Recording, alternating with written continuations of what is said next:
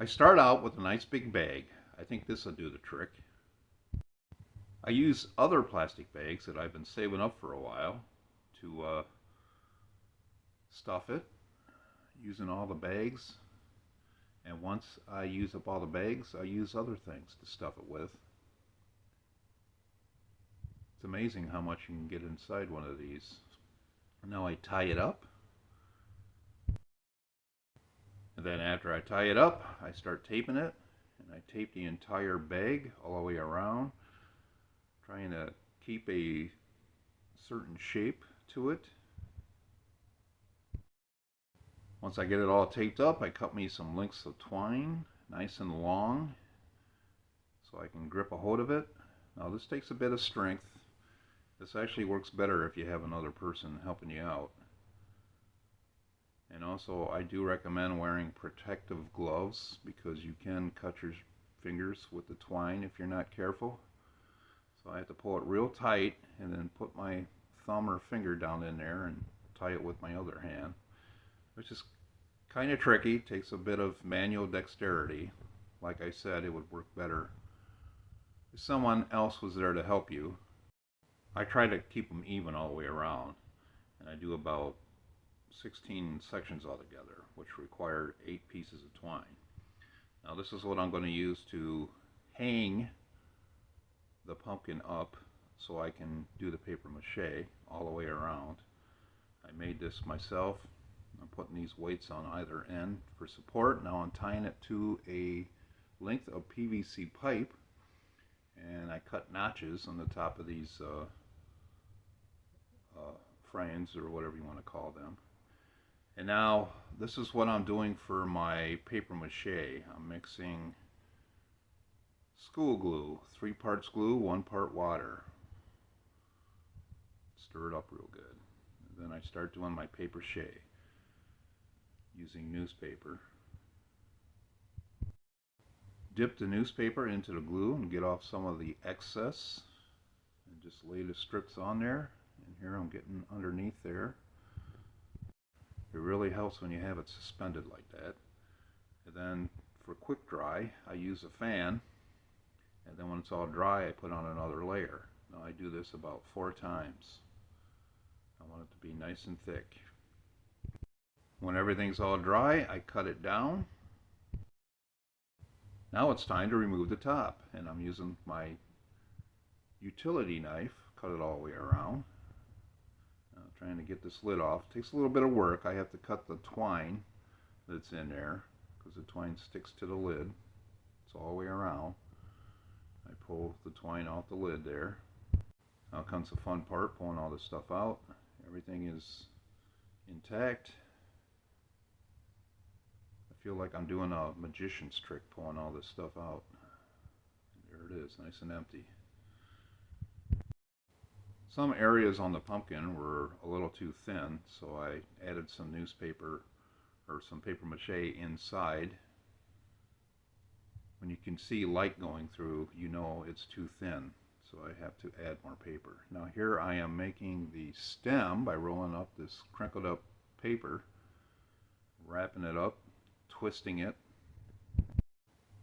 and I am soaking it, drenching it with the glue, twisting it while I do this. Get it all nice and saturated, then I let it dry for a while. After it's dry, I cut a hole into the top of the lid so I can insert the stem. So there we go. Just the size I need. I had to cut a little bit off the end of the stem here. I didn't need all that sticking out at the bottom. There we go. And now I tape the bottom of the stem inside the lid there. Get it all taped up, and then I add paper mache, get that all covered. And when I do get that all covered inside, I flip it over and do the outside all the way around a couple times. I add some more glue to the stem to stiffen it up a little bit more. I drew a traditional pumpkin face onto my pumpkin. I'm just trying to keep everything simple here. I think he looks scary enough. What do you think? Use my X-Acto knife to cut everything out. Be real careful when you do this.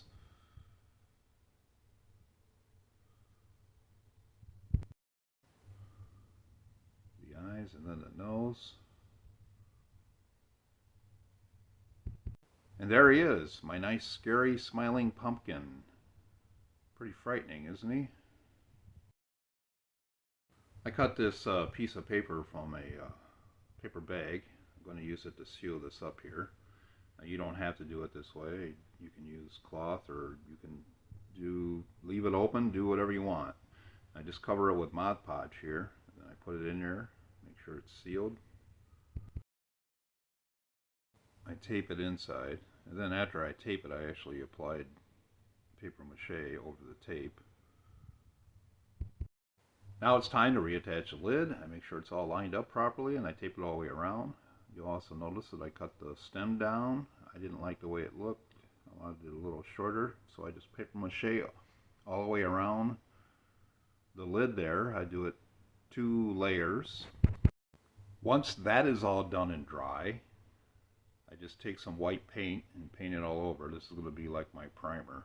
It's just white acrylic interior paint that I'm using. I cover the entire pumpkin, let it dry, then I start painting the features, the eyes first, the nose, and then the mouth. Get those features all painted in there before I start painting the rest of the pumpkin.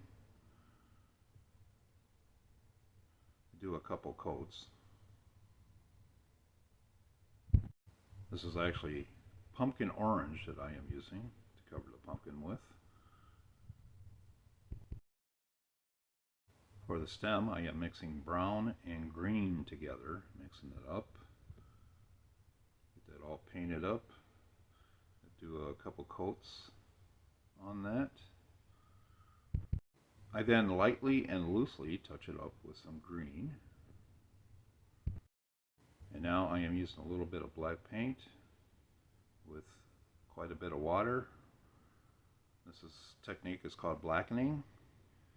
You just spread it all over and wipe it off. Gives it more of a authentic look to it. I wanted it to look maybe like it was a little old and rotted a little bit. So I had to add a little more black there.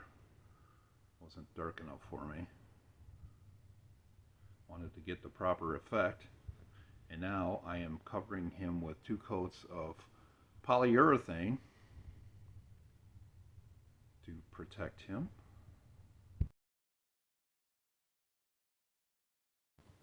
And there he is. He's nice and lightweight. But you know what? Kind of looks a little plain. I wonder what else I can do. I know, I got just the thing. Cockroaches. I got these little beauties a while ago. I have used them for pranks for Halloween. You put them on someone's kitchen counter and they freak out. Sounds kind of mean, but it's still kind of fun. They do look very realistic. They're made of plastic. So I'm just going to hot glue these onto my pumpkin. I've done it before. And there you go. If you like this video, give it a thumbs up, subscribe to my channel. If you have any questions about anything, something I may have missed, let me know in the comments. So, happy Halloween, and have a great day.